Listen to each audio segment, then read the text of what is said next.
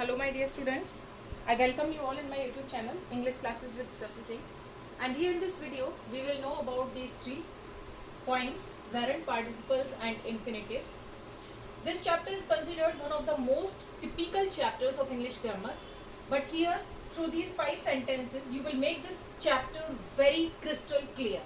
Got it? This is my promise to you all that after watching this video till the end there will be no doubt remain with you. So let's begin with the chapter. What I am going to do, first I will define these 3 points, what these 3 are. Okay, so let's see. Gerund, what is this gerund? पहले मैं इस gerund को categorise करूंगी. मैं कहूँ gerund क्या है? This is a noun. Gerund is a noun. Noun is a part of speech. यहाँ हमें noun होता है, पार्ट्स ऑफ स्पीच, प्रोनाउन होता है, ये आपको पता होना चाहिए, वर्ब होता है, एडवर्ब होता है, एडजेक्टिव होता है, ठीक है. They are 8 parts of speech. उसके अलावा अपना प्रपोजिशन होता है, कंजंक्शन होता है. तो they are called parts of speech. Okay, and here in this video we will see. हमने जेरंड को बोला कि एक नाउन होता है, पार्टिसिपल को बोला, फिर आपके लिए बहुत इजी हो जाएगा. ये या तो एडजेक्टिव का काम करता है और या फिर एडवर्ब का काम करता है. Third point, infinitive. इंफिनिटिव सिर्फ जेरंड की तरह नाउन का ही काम करता है, ये भी नाउन का काम करता है. तो यहाँ नाउन के लिए हम लोग को 2 पॉइंट मिल गए. पहला जेरंड और दूसरा इंफिनिटिव. अब जेरंड और इन्फिनिटिव दोनों को लिखने का तरीका अलग है. देखिए, जेरंड जो होता है ये होता है V1 plus ING form. Got it? Participles अपने 3 हैं, 3 कैटेगरीज हैं इसकी. 3 कैटेगरीज कौन कौन से हैं वो भी मैं आपको बता देती हूँ. प्रेजेंट पार्टिसिपल, ओके, ध्यान से देखते जाइए. Present participle, second past participle, and the third one is perfect participle. क्या? Perfect participle. तीनों का मीनिंग भी बताऊंगी, एग्जांपल्स भी दूंगी. ठीक है, ये हो गए पार्टिसिपल्स. इन्फिनिटिव की अगर बात करें तो इसके लिए सिंपल सा एक स्ट्रक्चर होता है 2 प्लस V1. यहाँ पे अगर मैं लिखती हूँ V1 राइट, मैंने लिखा, इसके बाद में मैंने ING फॉर्म लगा दिया, राइटिंग. द सेम एज जो प्रेजेंट पार्टिसिपल होता है ये भी क्या होता है? V1 plus ING. Now this is a question before you कि ये भी V1 प्लस ING और ये भी V1 plus ING. Then how can we differentiate between these 2? दोनों को कैसे अलग करें? So this is the simple condition. आपको नाउन का डेफिनेशन पता है और एडजेक्टिव और एडवर्ब का डेफिनेशन पता है तो समस्या कोई भी नहीं है.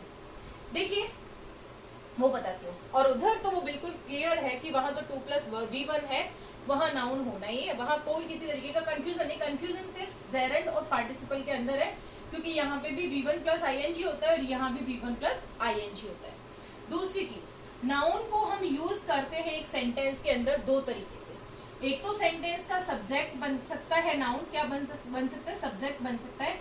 और या फिर सेंटेंस का ऑब्जेक्ट बन सकता है. ठीक है, या तो बनेगा सेंटेंस का सब्जेक्ट और या बनेगा सेंटेंस का ऑब्जेक्ट. आपको पता है कि नाउन 2 ही एक्शन करेगा. उसके अलावा दूसरी जो चीज है पार्टिसिपल्स, ये एडजेक्टिव या एडवर्ब होता है. एडजेक्टिव की फॉर्म में अगर हम इसे देखें तो यहाँ पे इसके बाद में, एडजेक्टिव के बाद में हमेशा क्या होता है? एक नाउन आना कंपलसरी होता है. तो अगर V1 प्लस ING के बाद में कोई नाउन आया है, then you will rectify this point that this V1 plus ING is a participle here, is the present participle. Okay, अगर V1 plus ING के बाद में नाउन आया है तो आपको बिल्कुल क्लियर हो जाएगा कि ये V1 प्लस ING जेरंड नहीं है, this is the participle. Okay, आगे देखिए. अब एग्जांपल्स की तरफ हम लोग मूव करते हैं और एनालिसिस करते हैं इन सेंटेंसेस का. Okay, let's see.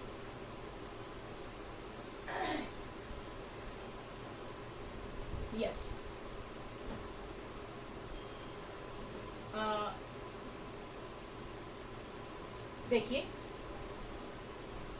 एक चीज और मैं यहाँ वो बाद में बताती हूँ। चलिए, swimming is a good exercise. You may see swim, this is the V1। जब इसको प्लूरल ING फॉर्म लगाते हैं तो डबल M हम लोग करते हैं, वैसे स्पेलिंग होता है SWIM। V1 प्लस ING यहाँ पे दिया हुआ है, उसके बाद में दिया हुआ है verb, then the remaining portion of the sentence. Now you may see, first thing is this कि ये वर्ब से पहले आया है, वर्ब से पहले आया है। दूसरा, इसके आगे कोई हेल्पर नहीं है। अगर इसके आगे कोई हेल्पर होता, हेल्पर बोले तो is MR was were, is MR was were, कोई भी हेल्पिंग वर्ब नहीं है, ठीक है ना।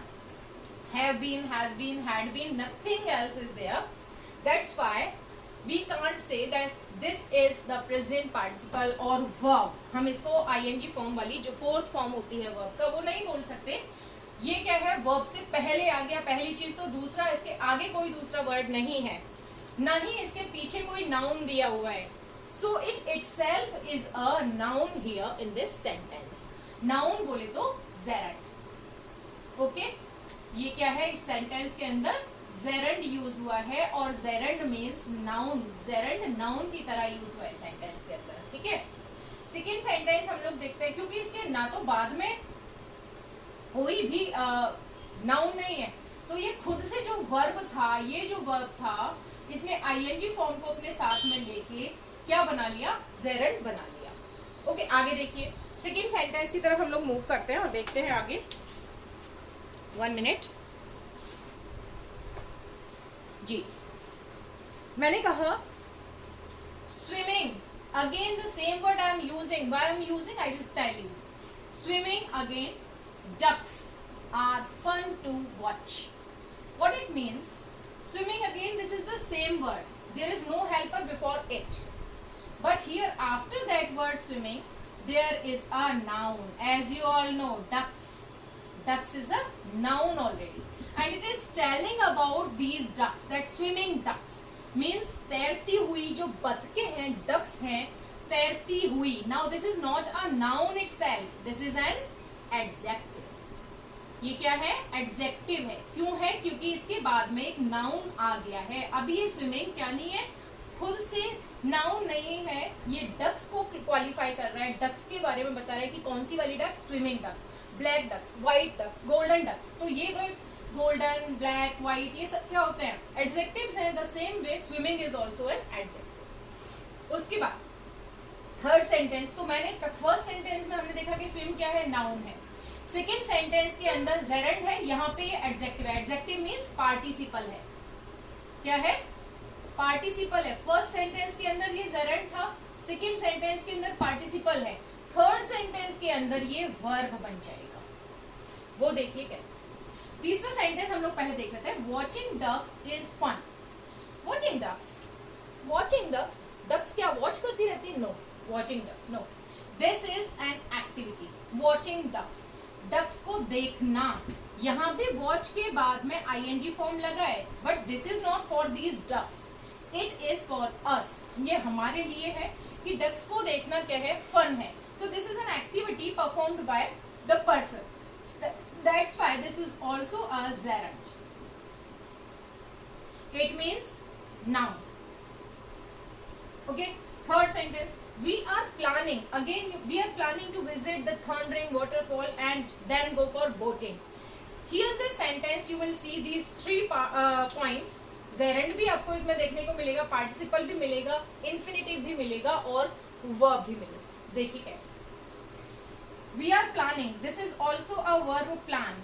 plan एक verb होता है, उसको ING से हमने अटैच किया। जब ING से हमने इसको अटैच कर दिया तो हमने देखा कि इसके पहले भी एक क्या है, H भी दिया हुआ है, हेल्पिंग वर्ब दिया हुआ है, इसका हेल्पर दिया हुआ है। अब मतलब ये है कि अगर इसका helper is MR was were has been have been had been में से कोई भी दिया हुआ है ING फॉर्म से पहले, तो ये कौन सा टेंस हो गया, कॉन्टिन्यूअस टेंस का वर्ब हो गया। आप ये कॉन्टिन्यूअस टेंस का वर्ब हो गया, प्रेजेंट कॉन्टिन्यूअस का वर्ब है ये, ना कि जेरंड है और ना ही पार्टिसिपल है।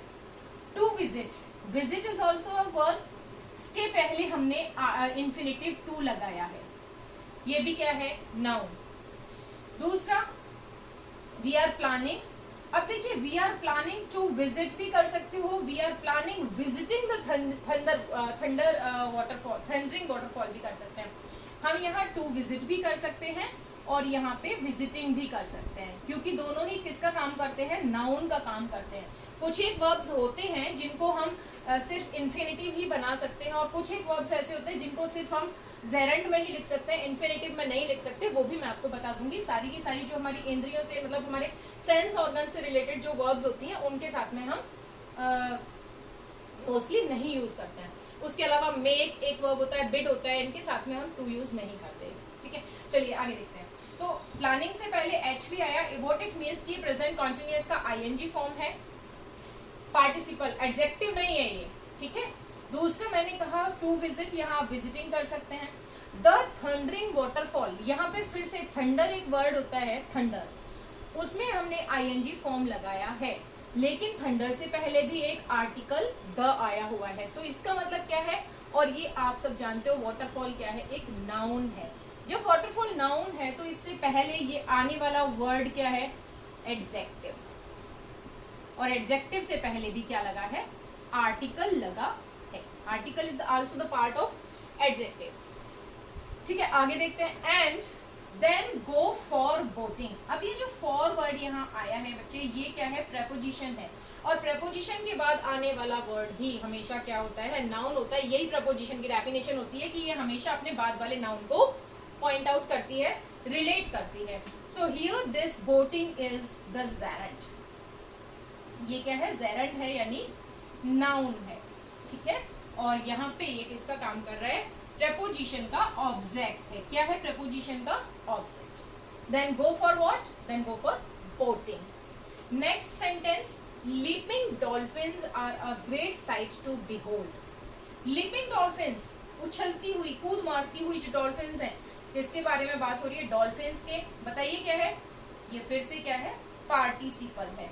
पार्टिसिपल मीन्स एडजेक्टिव है, ये नाउन है। एडजेक्टिव क्यों हो गया, बिकॉज इसके बाद में आने वाला जो वर्ड है वो नाउन था, नाउन के बारे में ही तो ये बोल रहा है कि लीपिंग डॉल्फिन्स। ठीक है, तो guys this way we completed this session. I hope कि समझ आया होगा। एक चीज और जो अभी छूट गई अपने से, वो मैं आपको बता दूं कि जो प्रेजेंट पार्टिसिपल है, पास्ट पार्टिसिपल और परफेक्ट पार्टिसिपल है, इनके लिए कुछ एक वर्ड्स नॉमिनेट किए गए हैं।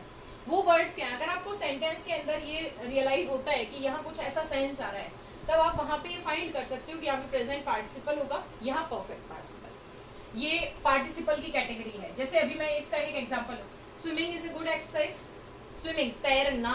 तो देखिए यहाँ पे जो प्रेजेंट पार्टिसिपल है, इसके लिए लिख देती हूँ मैं, इनकी एक आइडेंटिफिकेशन भी है इनके लिए। वो ये है कि प्रेजेंट पार्टिसिपल की अगर हम बात करते हैं, प्रेजेंट पार्टिसिपल, तो यहाँ जो वर्ड्स यूज होते हैं, हिंदी के अगर वर्ड्स की बात करूं तो ये होता है ना, नी और ने। ये तीनों वर्ड्स में से कोई भी वर्ड आता है। जैसे आप खुद से देख लीजिए, swimming is a good exercise, Hindi में अगर इसको ट्रांसलेट करती हूँ तो क्या होगा, तैरना। तो ये जो ना आया है ये बता रहा है कि ये क्या है, जेरेंट है। तो sorry sorry sorry sorry sorry, 1 minute. Yes, keep continue. This is not present participle, I am going to say this is gerund. Gerund के बाद में आता है नानी ने। ओके, जो वर्ड gerund होगा वहाँ पे हम लोग नानी ने यूज करेंगे। तो gerund के लिए ये एक आइडेंटिफिकेशन है कि नानी ने सेंटेंस के अंदर, ऐसा लगता है जब हिंदी सेंटेंस पढ़ते हैं। दूसरा प्रेजेंट पार्टिसिपल जो होता है, उसमें पार्टिसिपल्स की अगर बात करें तो यहाँ होता है हुआ, हुई और हुए। सॉरी, ओके, हुआ, हुई एंड हुए। आप देखिए सेंस यहाँ पे हुआ, हुए, हुई का है कि नहीं। स्विमिंग डक्स, तैरती हुई डक्स, और लीपिंग डॉल्फिन्स, उछलती हुई डक्स। तो हुआ, हुई, हुए का सेंस आता है पार्टिसिपल्स के अंदर। जेरेंड में आता है नानी ने का सेंस। और जब परफेक्ट पार्टिसिपल की बात करते हैं, परफेक्ट पार्टिसिपल, तो इसके लिए आप देख सकते हो परफेक्ट पार्टिसिपल में सेंस आता है के बाद का, के बाद का। ठीक है, that is called perfect participle. If you like this video, please like and subscribe my channel. I hope कि तीनों का क्लैरिफिकेशन पॉइंट्स का आपको हो गया होगा। तो अभी से मिस्टेक नहीं करना है, जेरेंड वो नाउन को बोलते हैं और नाउन अकेला आता है, दूसरा पार्टिसिपल एडजेक्टिव्स या एडवर्ब्स को बोलते हैं। इन्फिनेटिव का क्लैरिफिकेशन बिल्कुल क्लियर है कि 2 + V1 होता है और ये नाउन की तरह यूज होता है। जेरेंड और इन्फिनेटिव नाउन की तरह यूज होते हैं और नाउन एक सब्जेक्ट या ऑब्जेक्ट की तरह यूज हो सकता है सेंटेंस के अंदर। पार्टिसिपल एडजेक्टिव्स या एडवर्ब की तरह यूज होता है सेंटेंस के अंदर। So guys, this way we completed it. Thanks for watching this video. Have a nice day.